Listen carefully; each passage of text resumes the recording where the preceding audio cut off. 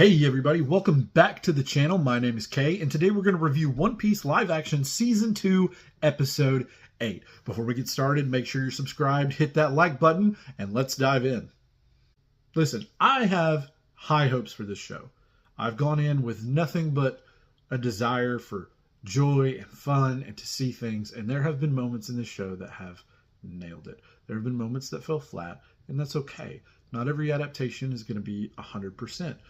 What they've been able to do with One Piece has been fairly miraculous. Taking a manga, putting it in live action, and having it get the amount of eyes and attention it's got, this is really great. Episode 8 dropped the torch. The torch they set up in episode 6, that wavered just a little bit in episode 7, the torch gets dropped here, the flame goes out. Now, someone picks it back up and lights it towards the end, but episode 8 is, at this point, a big disappointment. I don't think it's as big a disappointment as episode 2 was, but this definitely left a sour taste in my mouth up until the ending. Now, the ending is going to kick off into season 3, and I'm really hopeful for season 3, especially with the total review that I'm going to do where I talk about length and other things. But here, I had an expectation that they were going to do a good job, regardless of what parts of the story they had to adapt, what parts had to stay on the cutting room floor, and I was let down. Now, it's okay if you watch this episode and loved it, whether you're a live action only person, or you watch the anime, or you read the manga, or you do all of these things and you liked it. That's fine. I'm just giving it from my perspective where I thought this was a letdown. So we start right back where we left off in the last episode. Dalton has been captured, and I noticed one thing that I haven't noticed in the last couple of episodes. Dalton's costume is the best one in the show. Not to say that the others are bad. I think this one's really good. They did a great job adapting it. The cloth looks very comfortable. It looks worn enough that this is something he would have been wearing. I find it really interesting that out of all the costumes, and they're great costumes, whether it's the ones the Straw Hats wear or members of Baroque Works, I thought this one was my favorite. So, hey, take positives where you can get them. So we finally get the reveal of Wapple's devil fruit. He did eat the Munch Munch fruit, and whatever he eats, he can then combine or create or whatever it is that he does with this fruit for 24 hours. Whatever he's eaten, that's going to happen. They don't explain the 24 hours thing, but that's not necessary. The thing is, we don't see Wapple eat anything except for a single spear. He eats it, and it's less munch munch and more swallow swallow. He just shoves this thing in. And the mouth effect is, it's cool and not cool at the same. It's very strange to me, like, because in the thing it's just his mouth opens, but this is a cool, fun sci-fi way to do it.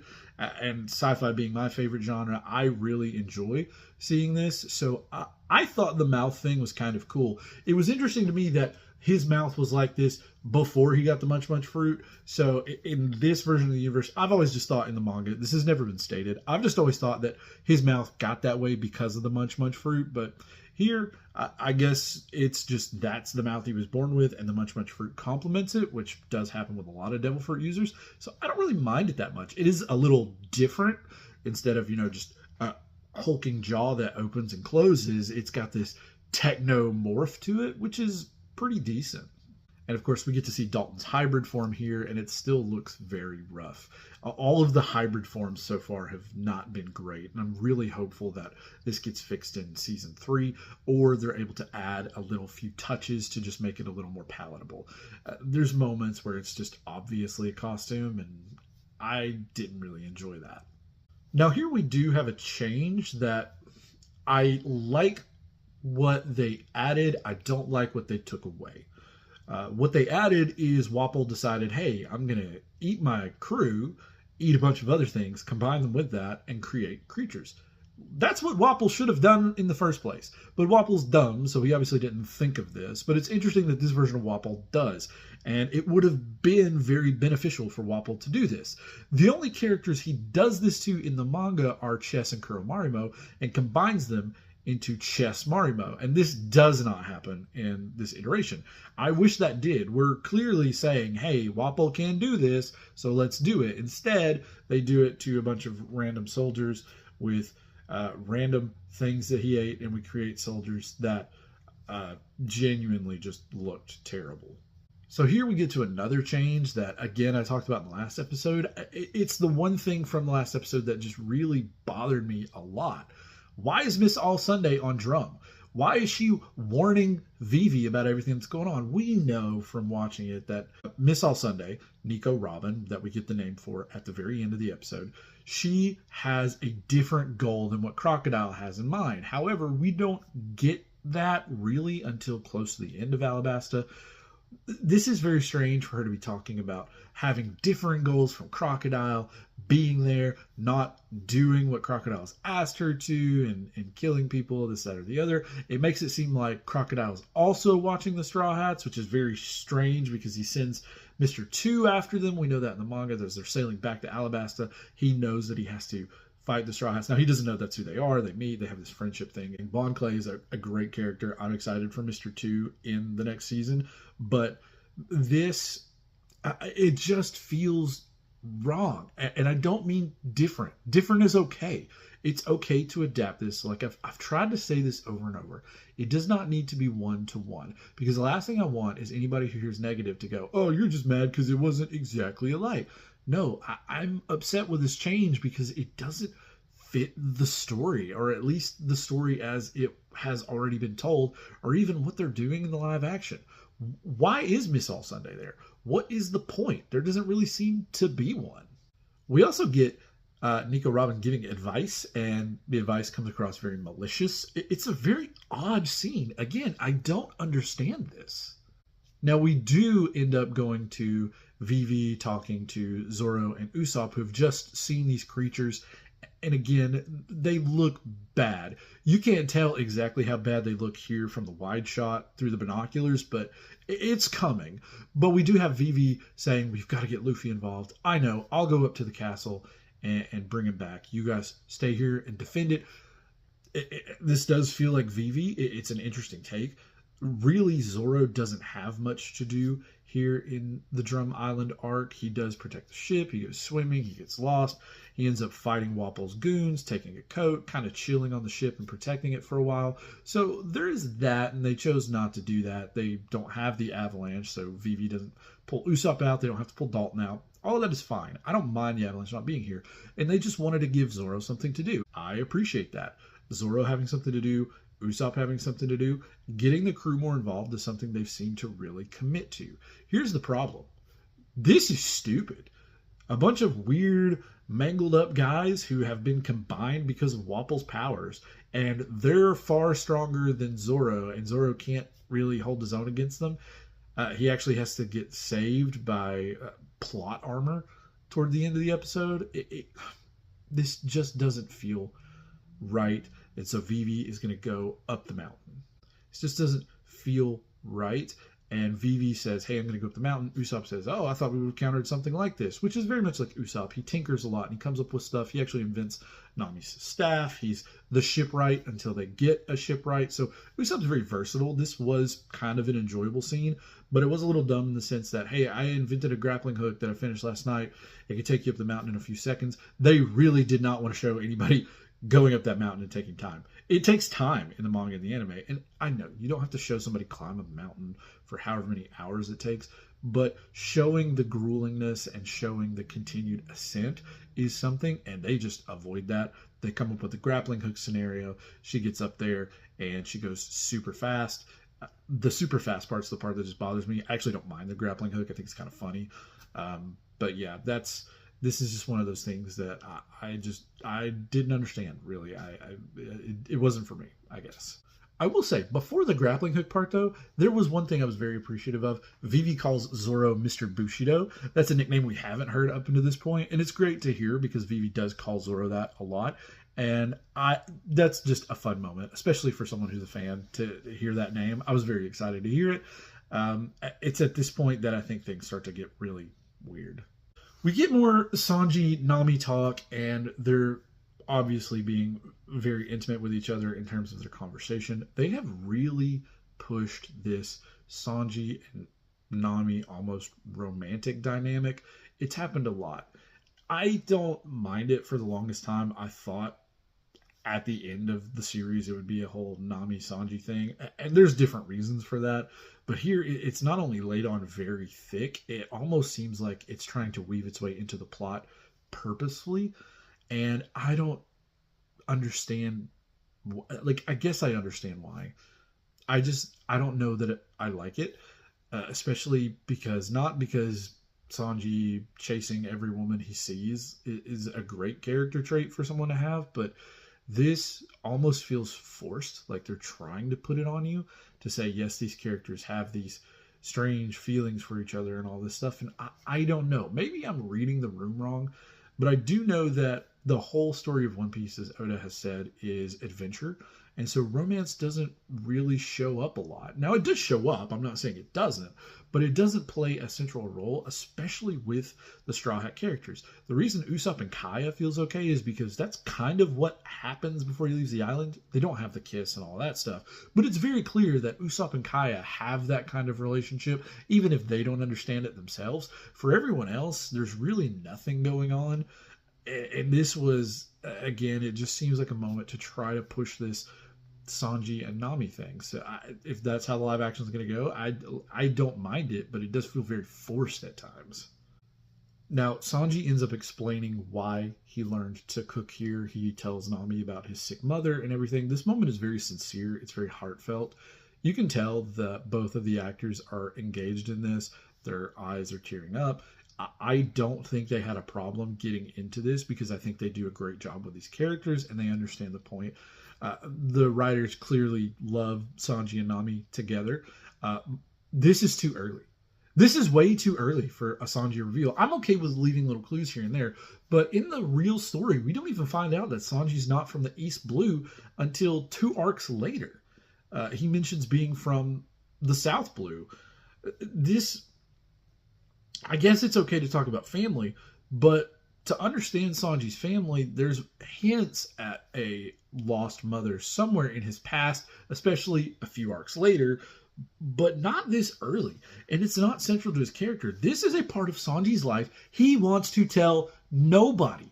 His history and again, this is full of spoilers, so if you are a live action only person and you don't want to know what's going to happen with Sanji later on, I would advise to skip this part. Sanji wants no one to know about his life as a prince of the Germa Kingdom. This is not something he is going to just casually talk about, even to his friends. This is the point of everything that happens on Zou leading up to Whole Cake, is Sanji's past catches up with him and he leaves his friends to protect them. And then they go chasing after him and they bring him back. And Nami, of all of the people, is the most upset for Sanji not only lying and everything that he did, but also fighting Luffy and abandoning the crew in a way to try to resolve this issue on his own without their help. This is a character flaw of Sanji's that gets solved and fixed, but it's also something that he has to learn to deal with. Here, it's almost like he's already dealt with it.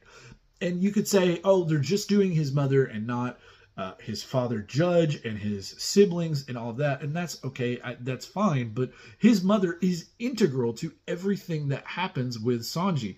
He talks about learning and getting better at cooking for her. That cooking actually puts him at odds with his father, who's training him to be a warrior. It almost undercuts the whole point. And I get it. There's going to be a lot of people who say they liked it. It was heartfelt. That's fine. I think it's too early, and I don't think it serves the story as much as people think it does. It serves this moment, but you have to look at big picture.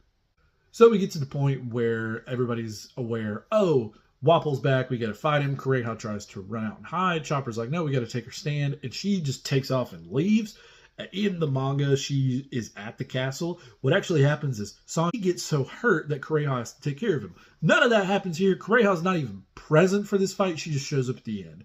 This, again, I understand making changes, and we've got to hurt Dalton and everything going on down in the village, but this, I'm not 100% sure why they chose to go this route. They decide they're going to go back down the mountain with Nami. They're going to put her on a mobile IV, which is something that I actually thought she was already on. She does have one that she can walk around with while she's in Drum Castle, according to the manga. I thought this was okay, and so they decide to go down the mountain. Before this, though, we have Zoro and Usopp hiding the villagers, and they're getting ready to fight, and some of the villagers show up. And now this is a nice touch. The villagers are there when Wapol does show up. And remember, I talked about it in the last episode, Dalton gets shot actually trying to protect some of them. So it's good to see them taking some initiative here and trying to fight back against these soldiers. Then we get the reveal, and these things are stupid. They just look dumb. I get it. I get it. Wapol's fruit is not meant to make things look good. Kuro Marimo looks dumb. That whole sequence is dumb, and it's done in a funny way, but it's done to portray Wapol and essentially his inadequacies as a king, as a strategist, as a person. They go through all this. That's fine. I understand these guys looking dumb. But for a television show using that many millions of dollars, and they look that bad, okay, again, I know so many people have chastised the costumes and say everybody looks like they're role-playing and cosplaying. I have not thought that. I thought the costumes have been great.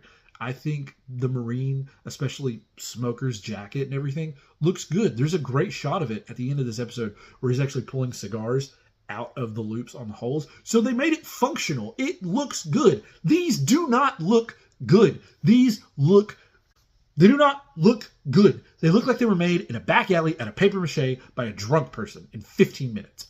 I don't understand why they thought to make them look like that. They almost have none of the features of the human parts, but all the features of all these other things, even though really it's a mishmash amalgam of them. I just could not. It was dumb. It was just dumb. We also get a little bit more of Usopp being pumped up to be brave. And again, this is the arc they're taking him on. As someone who's a manga reader, not getting to see Usopp do something for a while, it's kind of nice to see Usopp do things the more that I've thought and digested this. But at the same time, it does feel out of character. But it is good to see them trying and pushing him, because Usopp, when push comes to shove, even though he is scared and he runs away, he is there for his friends. So this is a fun little moment for him. We get a scene of Kureha finding a hurt Dalton. And this is very interesting because Dalton quotes Here Look, and she hits him. She's like, "You don't get to do that." And Dalton, of course, he gives his speech about protecting the kingdom. He falls over. She takes pity. She heals him. You know, that whole thing. I actually think this moment is pretty good. I'm not upset about this moment at all. And having Dalton attempt to be more involved does feel good, because Dalton does get pulled out of the avalanche, healed up, and he tries to run to the castle to help the fight. He gets there and everything's done. So this is one way to do that. And I don't mind this so much. And this is one way to do that. What's really cool, though, is I think Dalton is probably the most underrated character that they've added to Season 2. And I'm not just saying that because his coat looks great. This actor's doing a great job. Don't get me wrong. Here Look was the MVP of the last episode, for sure. Kureha was the MVP of the episode before that. And she's barely in it. They've done a lot of really good things. Mr. 3 was the MVP of episode 3. There's been a lot of really good characters and moments, and not a lot of people are talking about this portrayal of Dalton, and it's actually very good. It just pains me that I didn't like this episode that much, because I've thought Dalton has done a really good job. So we're in the castle, and Luffy's wearing Nami's jacket. This does happen in the manga. It's very funny. It ends up getting ripped, just like it does in the show. I'm glad that they kept this part. I mean, of all the parts, they kept this, but okay. I like it. It's funny. There's a moment where Vivi's like, she's going to kill you, whatever, yada, yada. And then Wapol shows up. See, Kureha had mentioned the secret passages earlier. Wapol takes one. He walks into the castle. He and Vivi has this thing. Vivi kind of tells Luffy, back off. It's my turn. But before she does that, there's actually a really funny moment that I appreciated they added while Wapol's talking, because Wapol's not someone you're supposed to take seriously. While he's talking, Luffy's just over in the corner stretching off to the side. That's perfect. That is who Luffy is. I liked that a lot. Then they have Vivi confront Wapol, and it is nice to see Vivi do this, but it feels out of place and forced. Like they said, hey, Vivi doesn't do a lot in this arc. We don't have a lot of episodes. Let's make something for her to do. Kind of like what they've done for Zoro and Usopp, and I'm okay with that, but with the big bad, I'm not fully sure, because she's going to get her moment a little later. So if they had just left it at this, I probably would have been way better with it. But there's going to be some stuff later that doesn't happen in the source material that happens here. Again, it's not necessarily a problem, but it was different. So I've talked about Zoro and Usopp fighting these creatures. This is the part where they actually show up. It is interesting that Usopp explains the fruit and how it works. We only saw Miss All Sunday say, the whole munch munch fruit thing and that he ate his people. I'm assuming that Vivi took that information, was able to extrapolate what it meant, conveyed it to Usopp, and he's able to say it here. You can make logical jumps with this. It is just very strange that they didn't take the time to put those together. The villagers show up. Like I said, I'm sorry. This fight ruined a lot of the episode for me, and so I've already talked about it enough. The fight is just dumb. They made Zoro extremely weak. He can't handle these guys on their own. They won't go down. It almost made them overly strong. There is a funny moment where Usopp's getting ready to shoot, and one of the things wakes up beside him, and he screams. I know I audibly laughed at that moment. So, like I said, I want this to be good. So when there's good moments, I'm going to enjoy those moments. Even though, again, none of this stuff happens in the manga, neither does that screaming moment. Screaming moment's funny. I liked it. It's good. Just do more of that. Do the good stuff, man. Now we're in Drum Castle, and Sanji and Chopper are going to take on Chess and Kuromarimo. Again, Chess looks a little strange, but he's already strange, so that doesn't bother me so much. But hybrid form Chopper, it's not doing it for me. You can tell it's a human face, there's prosthetics, and there's nothing wrong with that. I love practical. Practical looks good, but whatever they decided to do practically here just is missing the mark. Chopper feels out of place. He doesn't look like something that's natural to any universe. He just looks like he's here. And I'm okay. I understand. Devil fruits make weird things. Luffy stretching looks good. It looks pretty good this season. I feel like they took their time and did better with it. Now, they did less of it, which may have been how they were able to use budget for more things. But at the same time, when they did do it, it looks really good. Smoker looks incredible. His smoked devil fruit was probably the best CG effects in the show at this point, outside of Little Chopper. Little Chopper and Reindeer Chopper are great CGI effects. Smoker has been the best power fighting effect. But this one with Chopper in this middle form, and people want to tell me, oh, you got to take it, it's cheesy, it's camp. I like cheesy in camp. I don't know what that is. That thing doesn't look good. They have spent this whole show trying to build it as a grounded in reality, more serious version of One Piece. You can't do that and then have a Chopper that kind of looks like that. And of course here they have more of this Sanji Nami thing. They really love the whole Sanji Nami dynamic. He does the wink at her thing, yada yada, the whole.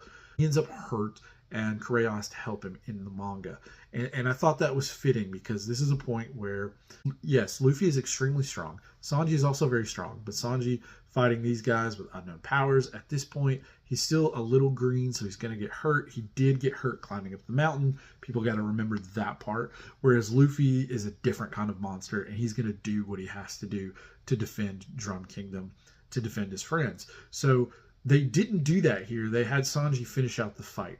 And this, maybe I'm reading more into it, but I feel like they have spent a lot of time making sure that Sanji gets big, enjoyable fight moments against top tier opponents, where they've put Zoro kind of in the background here for this version of One Piece. Whoever's running the show really loves Sanji, and I guess they kind of wanted to put him at the forefront instead of Zoro. For example, in season 1, Zoro doesn't fight Hachi.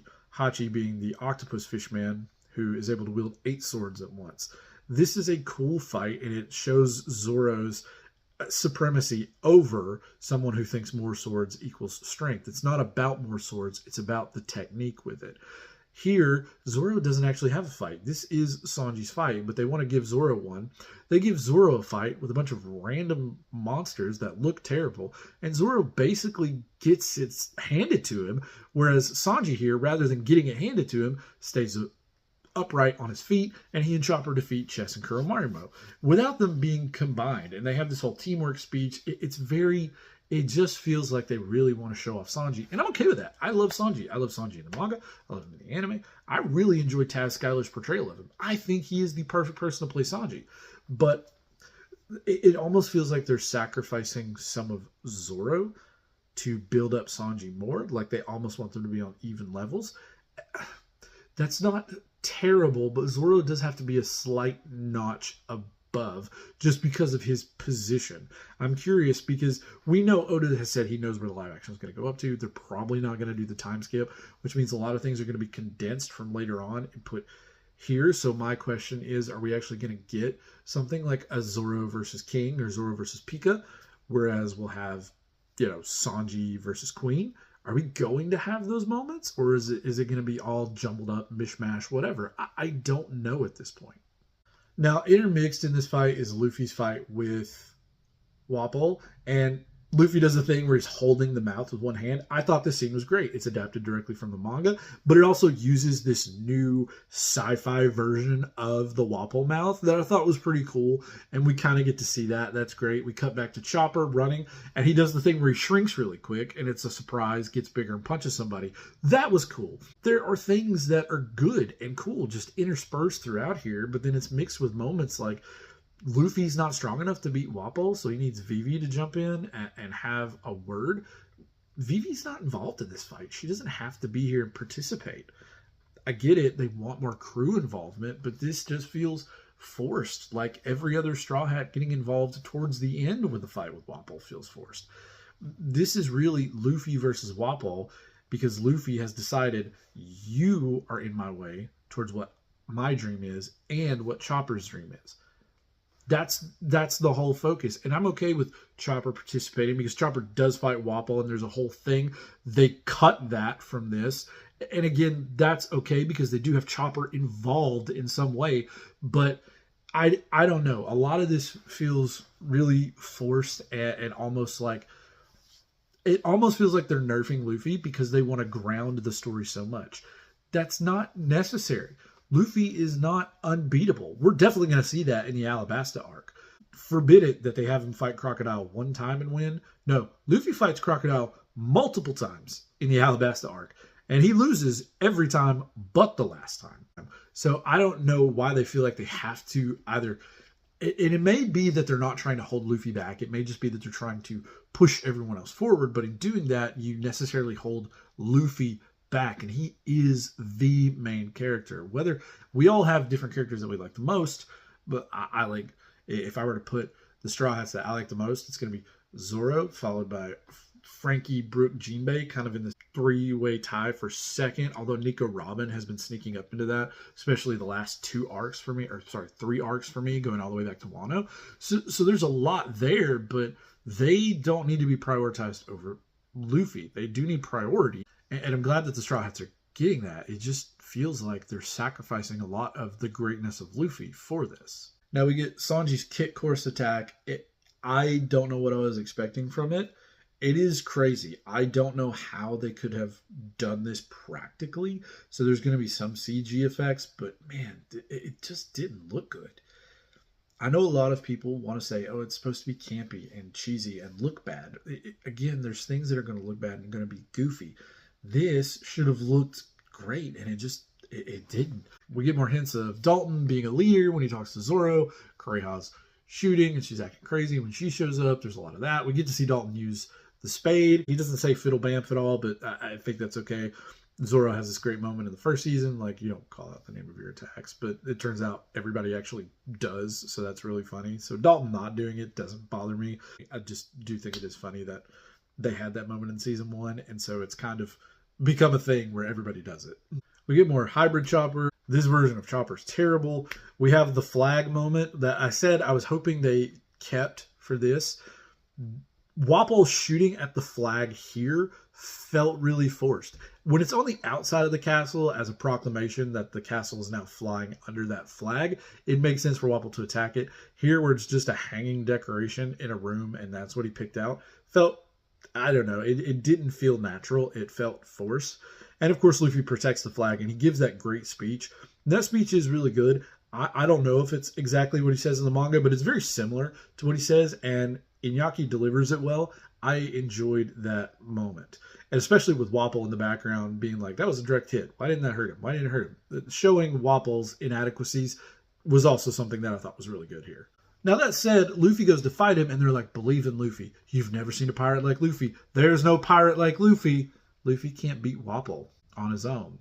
So first he needs Vivi and then Chopper and then needs Sanji to let him launch. See, Luffy doesn't launch at him. In the manga version, he does his bazooka attack, which is where he throws his arms behind him really far, and then he hits Wapol, and Wapol goes flying. They kept that part in. He goes flying to the stained glass window. He goes, everything there.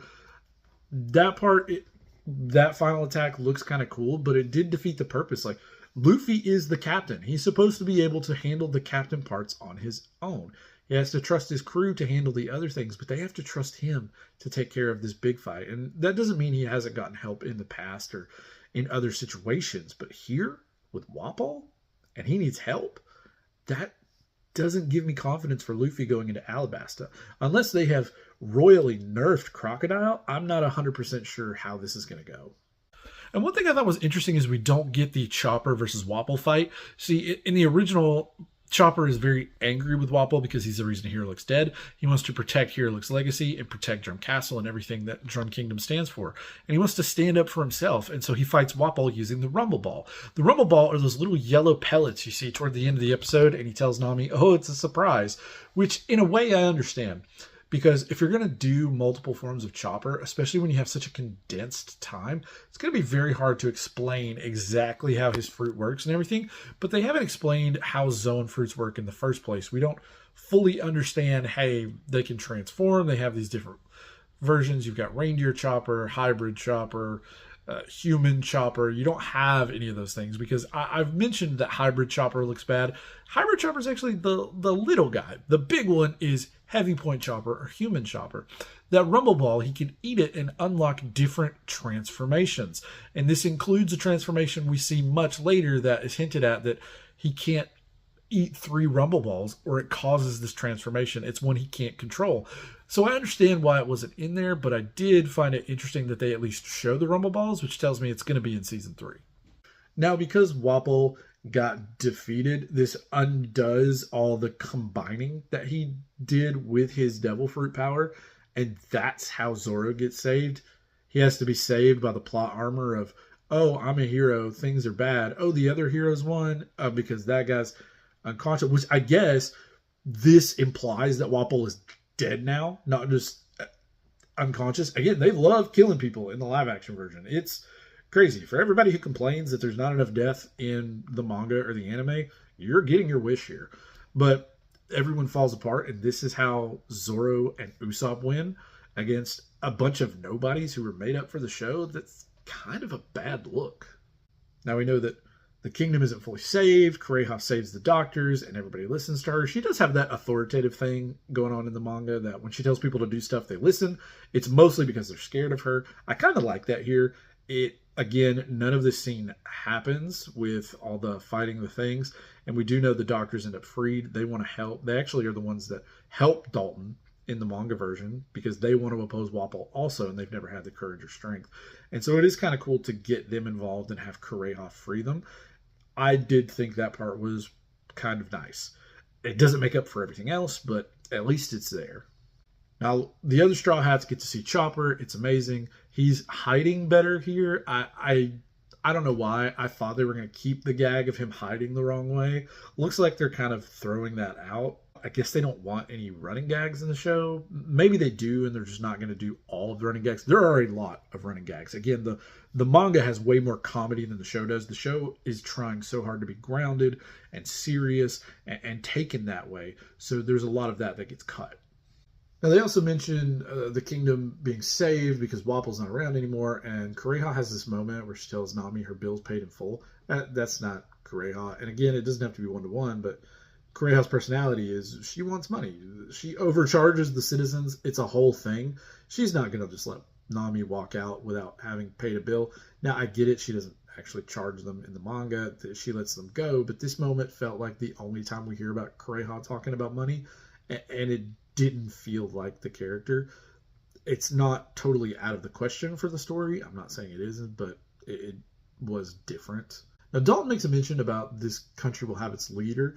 I thought he was talking about himself here. It could just mean that he's going to set something up for them to pick their leader.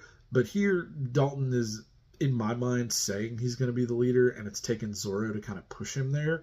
This is very interesting. Definitely not how Dalton is. Dalton is very reluctant to take the crown. It's the people of Drum forcing him into that role that makes him take it. So I'm more hopeful that he was just saying, hey, I'm going to set up something for us to pick the leader of Drum Kingdom, not that he is it.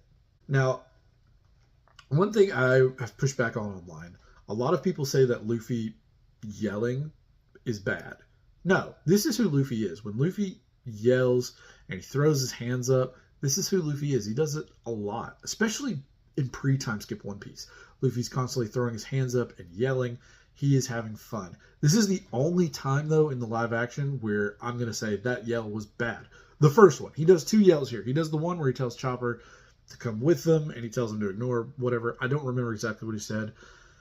And Zoro's like, that'll get him to come, and Chopper agrees, and then Luffy yells. The second yell feels very Luffy. I didn't have any problems with it. It's the first one. It just felt kind of out of place, almost like, I have to yell for you to listen to me and pay attention. Yay!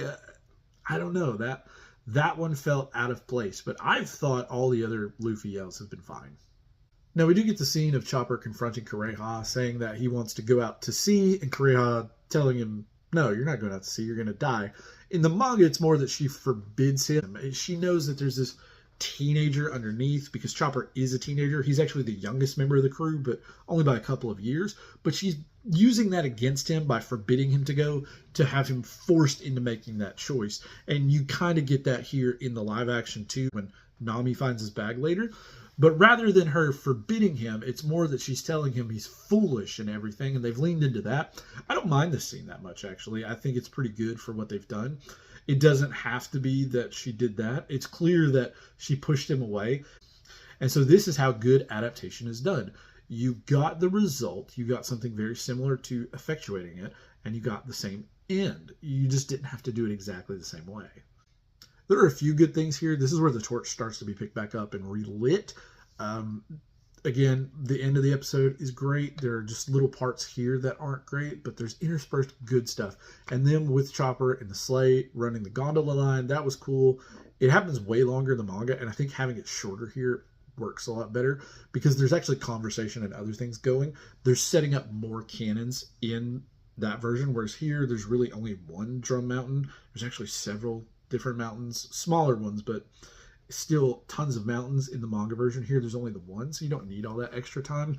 It was interesting that they only needed one cannon for it, because at each location it looked like they were setting up multiple cannons to fire off Hiruluk's creation, and so I did think it was kind of funny that there was just the one cannon. But we did get them running the gondola line. They get to the ship. Chopper's obviously missing home, and Usopp's the one that comforts him. Again, more character growth for Usopp. They really want all the Straw Hats involved. I just don't know if that's necessarily what Usopp would have said. It doesn't feel out of character, but it doesn't feel in character. It's almost like one of those gray area things where it's a, you can do it, you don't have to do it sort of thing. Now, we do get this one moment here toward the end where Kureha finally fires Hiruluk's invention up into the sky, and we get the cherry blossoms. The cherry blossoms look incredible. I thought that was one of the best looking shots in the show. Not just this episode, in the show in general. The cherry blossoms look good, and you have this great moment of Chopper crying on the ship. This is really nice. This is where the show really started to pick up for me in this episode. And you get this Chopper-Zoro dynamic that exists in the manga and the anime, where Zoro acts like a big brother to Chopper. He's there to mentor and push him along, and you have Zoro walk over and pick him up. You also have Sanji and Nami and the others looking up and being amazed at everything going on. It feels fantastical. This is whimsy. This is One Piece. This is great. I loved everything about this scene with all of the Straw Hats on the ship staring at the cherry blossoms. We do cut to Kureha, and one little change they made here, I don't know, I don't think I dislike it when Chopper's sailing away and she says something about, full reindeer, there you go, whatever, yada yada, where she actually says, my idiot son. So I was kind of hopeful they kept that, but it's okay that they didn't. Hiruluk really is the father figure, even though Kureha was the mother figure, and they overlapped at different times. I do feel it's important, though, to understand that Kureha viewed him as her son, as someone, because she's raised Chopper for several years at this point. But here we do get one of the best Kureha moments adapted, where she mentions that Gold Roger is not Gold Roger. He is Gold D. Roger. And I hope everybody that is a live action only has that same confused moment that the rest of us have. It's like, why does he have a D in his name? Why does Luffy have a D in his name? This mystery has gone on for a long time. And it is interesting here because it's the same in the shows in the manga where Kureha says, oh, the will of D and everything going on. She clearly knows something, but she hasn't told anybody. We don't know what she knows. And to this day in the manga, nobody knows what Kureha knows, but she clearly knows something. And it is very interesting that she's very familiar with Gold D. Roger, and she sees a lot of that in Luffy, which happens a lot when Luffy meets people who are familiar with Roger. Now we get to a scene of celebration on the ship. A lot of cool things. We get the sticks in the nose mouth thing. That's really fun. It doesn't look as exaggerated as it is in comics. Obviously, you're going to do a lot of stretching stuff. I would have thought they would have done a stretch effect on Luffy's jaw to have it go down lower to use larger sticks. But I thought this was fine. I thought Inaki played this really well. It's very funny. I enjoyed it. There's this moment, though, where Sanji brings food to Zoro, and Zoro's like, that dinosaur I killed? Oh, I'd fix one up if you did kill it. So Sanji's essentially arguing with him, but then Zoro smiles. This feels out of character for both of them, because it seems like Sanji's happy and he's in on this friendly rivalry. It doesn't feel like a friendly rivalry in the source material. It feels like they genuinely hate each other's guts, minus the part where they're crewmates. This was a little strange, especially for Zoro to be like, yeah, I'm okay with you throwing an insult out. But now we do get a scene with Smoker and Tashigi. The snail gives them information. They now know the Straw Hats are headed to Alabasta with Vivi. They also have the information about Mr. Zero, but they said Garp wants no one to know who this is before that. And then, of course, Vivi reveals this is Crocodile. I love the scene with Crocodile. I love it so much. This was the cherry on top of everything they've done this season. Getting to see Crocodile talk in his face and up close, this was awesome. It was better than when he showed up the first time. It does tell me, though, that when we saw Wapol a few episodes ago, whether that was 1 or 2 episodes ago, and he was in that room, this was Rain Dinners, because Crocodile is in a similar looking room. He looks out the window. It's exactly like that scene with Wapol, so we know this is Rain Dinners. And Crocodile is talking with Nico Robin, and she mentions your cause, my cause. Robin is, I feel like this is a little different because Robin is really saying that she's doing all of this for what Crocodile has in store, because she's also hiding her ulterior motive.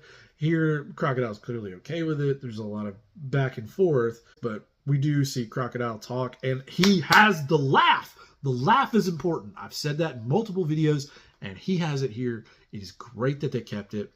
He's doing a great job, and I don't want to mess his last name up. Joe, he's a great actor. He's done a lot of good things. Too bad we didn't really get him as Deathstroke. That would have been awesome to see him do that. But this is very cool, him being Crocodile. He looks the part. He sounds the part. He's acting the part. He's at Rain Dinners. He does the laugh. He looks out the window, and we see the Banana Gators. It ends phenomenally. It sets up a lot of great things for Season 3. So there you have it. That's my review of Episode 8. I was very upset with a lot of this episode. I'm going to do an overall season review in a day or so. I'm going to put a lot of information together and kind of collect my thoughts about everything as a whole, not just as individual pieces. Talk about that. But until then, let me know what you thought in the comments. Let me know where you agreed, disagreed, anything you saw that I didn't. Don't forget to comment, like, subscribe, and share this with all your friends. Until next time. Crocodile!